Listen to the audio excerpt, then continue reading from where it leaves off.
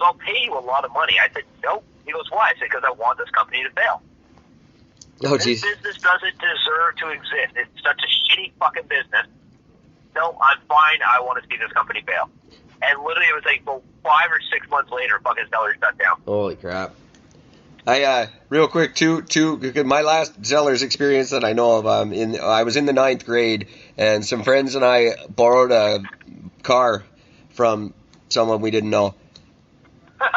And, we would, every morning, 9 a.m., because we were this smart, we borrowed a car and we joyrided around for 3 days in the same town. That makes perfect sense, right? Smartest thing in the world you can ever do. But we would go to Zellers every morning, 9 a.m. when they opened, and just get as many CDs as we could, and run over to Darky's Pawnbrokers. Hey, Darky.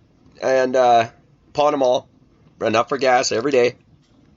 You get $3 a CD back then in a pawn shop, so...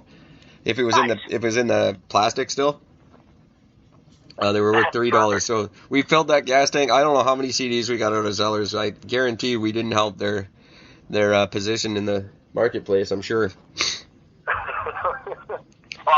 Zellers. That's all I gotta say. That's all I'll ever say is fuck Zellers. That was the last time I ever set foot in a Zellers.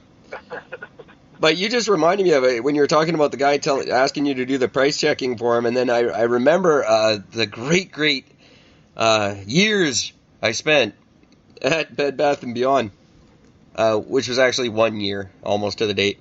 That sure felt like a fucking century. But they would make us do that once a week. We'd have to get together and go check all the tags and stuff. And that was always dumb to me. I hated it. I don't know why. But it really annoyed me. You know, one thing I always liked about working at the Bed Bath was I don't want to name her because I'm pretty sure she'd be pissed with me after you used her name. But there was a girl that worked there. She was native, and she fucking hated me. I mean, straight up, this chick fucking did not like me at all. I was just a fucking piece of shit to her, and she never understood why everybody liked me.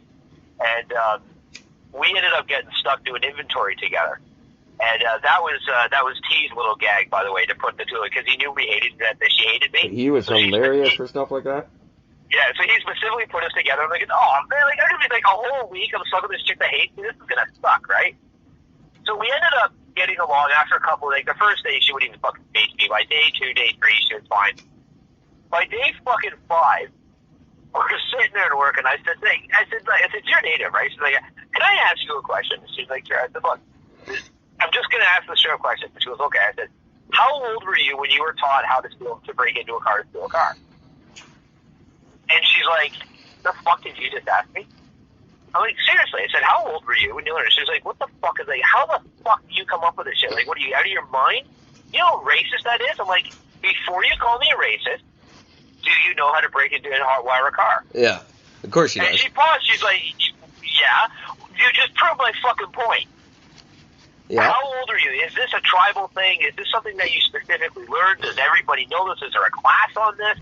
I said, like, how does this work? Because every single native I've ever met knows how to break into a fucking car. Yeah, I just read something the other day about, like, questions you can't ask white people. Yeah. Or questions you would never hear asked of white people. It's like, what percentage of white are you? You don't even look white. Like...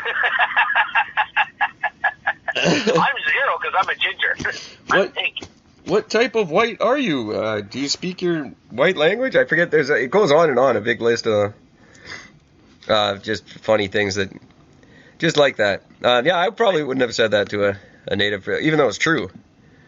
Yeah, I had to ask, and yeah, she got right pissed. But as soon as I threw it in her face, and then I made her answer the question, like, do you know how? She's like, well, yeah. Well, then fuck you. Well, yeah. How does it work? And she's like, well, and she did. She actually, I'll give her credit. She did actually sort of explain it to me.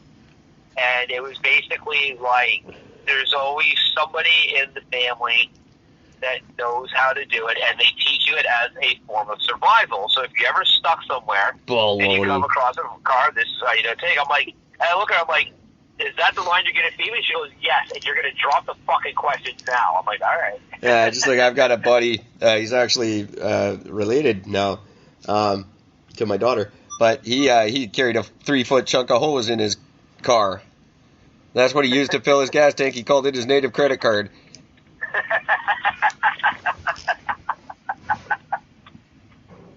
See, my first experience with this was when I worked for the conveyor belting company. We did installs on the Indian Reserve all the time. But one time I locked the keys in the van with the van running. The guy I was working with, Bob, he's like, what the...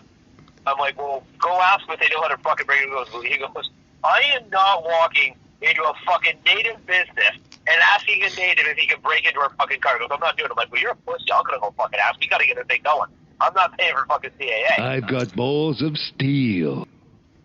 No, I got fucking dumbness of fucking infinity length. Actually, so I just went in and I asked him.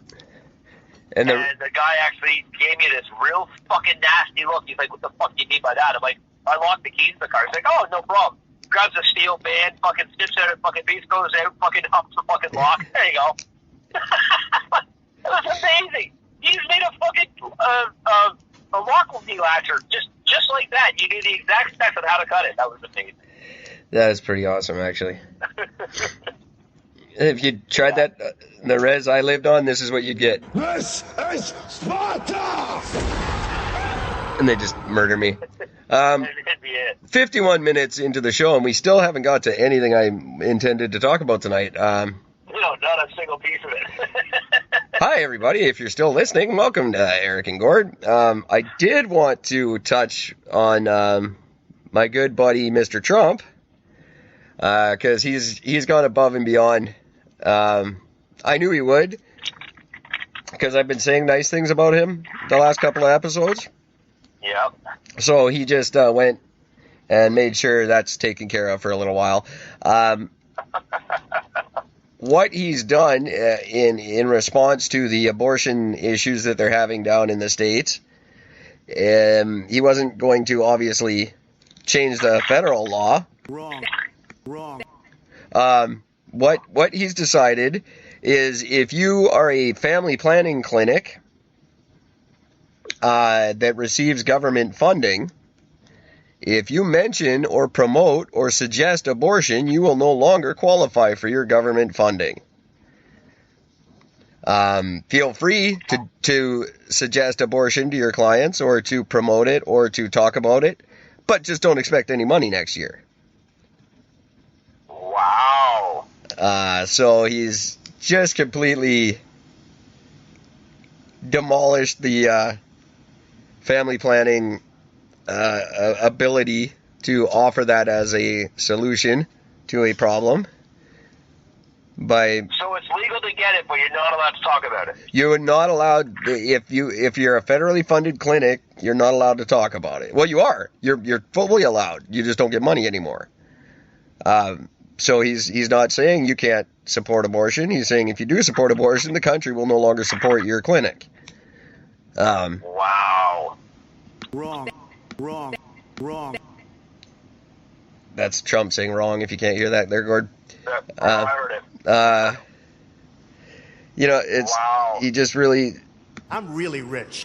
That's odd. That's his answer to everything now.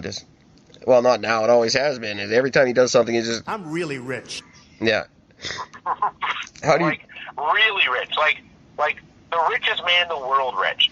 He just, come on, man. What are you doing? I guess, well, he's showing what side he's going to come down on, and I guess that makes sense as the head of the Republicans, that that's what he would do, but it's just such a shit way to go about doing it, and to, stand up for your side. If you're going to go this far with it, and really just target the people who are trying to help the most, then just man up and fight the fight. Don't tiptoe around it like this. Get up there, man up, and say you're trying to ban it. Man up and join the fight to repeal R V Wade. Don't be a pussy about it and go do these little sidesteppy, faggy moves. Be a man if you're gonna do this. You're doing it anyway. Which is really weird, because that's actually against the way he does things anyways, because he always just headlongs into it. He doesn't give a shit. Yeah. So it's weird that he won't take that one on. It's understandable. It's election season. He can't afford to lose votes, and this is a good way to make it look like he's not taking that stance against them, when really that's exactly what he's doing. It's a pussy election bullshit Trudeau kind of way of doing things. Those two got to stop hanging out together. Maybe that was his last meeting with Trudeau. He's like, hey, how do I pussyfoot around someone? I'm not good at that. Oh, I will teach you everything you need to know. Yeah. I do that so well. Let me show you why I still have hostages in China, even though there's no sort of hostility between our countries whatsoever. Let me show you how to ignore your own fucking citizens. Yeah, another one was just taken hostage, by the way. And we we're up to what, 3 now? Yeah, it's I believe 4 in total. And nothing's being done about it. His big thing was, I'm sure Trump will bring it up while he's there. Oh, what happened to that conversation? Don't remember hearing about it. Yeah, Trump probably said, hey, so you got the Canadians here, right? Yeah, good. Welcome. He probably went through things at them. Yeah, exactly. Can I waterboard him? He went, can I? I'm really rich. How much you charge me to waterboard that guy? I'm really rich. Disgusting. And anyway, it still bugs me that we have 4. Why does China have Canadian hostages? Why do we have China's cell phone tycoon imprisoned in her $15 million mansion? We love those cell phones. Do you go a day without hearing about how great Huawei is? There's posters everywhere. They're the greatest phone that's ever come out. The P30 camera is the greatest camera in the world. These things they're actually really fucking cool. I'm not denying that. But we love this phone. We love this company. We clearly love China. What's with the fake hostages? What's going on here? Release the woman, get our Canadians back, and be done with it. We're not doing anything about it. Yeah, I do agree. I mean, actually hear a lot more negative than I do positive about the 5G, because for every one good point, there's like 6 bad points against it. See, that must be that's not what I'm hearing, and this is one of those things that I love when you get the different perspective than we do here. Yeah, it's a lot about just again the amount of information that it takes for it to be able to do what it does best. Basically, they have to take all this information and it has to be given away to every major advertiser, every major corporation, blah, blah, blah, blah, blah. They're all given all of your information. It's not like pieces. It's all of it. Sure. And they will take all your photos. They'll take all your conversations. Like every single conversation you have on like Facebook or Instagram or any of these social media sites, any of that, every one of those things will be directly used basically against you. Sure. In every sense of the form. It already is. That's the big... Yeah, but it is... Newsflash, it already is. Yeah, right now it's being used in backdoor thing for advertisement. They're going to be using it for much more nefarious reasons. Oh, yeah, and absolutely. they want to use it specifically to manipulate you into only seeing things that are going to disrupt how things are being done. So, it's already happening. And let's not put it in such terminology. I don't want to. It's happening and it sucks. And well, for you guys, it sucks. I love it. I've said that from day one. I want to be watched. I'm trying to make a career out of people listening in on me. So if you just want new listeners for the show. Yeah, exactly. And I'm sure these companies that are spying on me can help. If you're spying, give my information out to some potential fans wherever you are, and we'll figure out an advertising deal. I don't mind whatsoever. Google, way, whatever. I'm in. Google, way. Whatever. I don't care. Listen in, please. I'm trying to get people to listen. I'm amazed that 7,000 are listening. I want 70,000 more. If you can help with that through with or without their knowledge, I'm cool with it. Now, that being said, guys, you gotta watch what you say in and how you say it. Because when you say they're listening in on your conversations, well, yeah, that's not exactly accurate. There's not someone there with the headphones in a van, snickering and eating chips. Like, it's not like that. They've got supercomputers set up to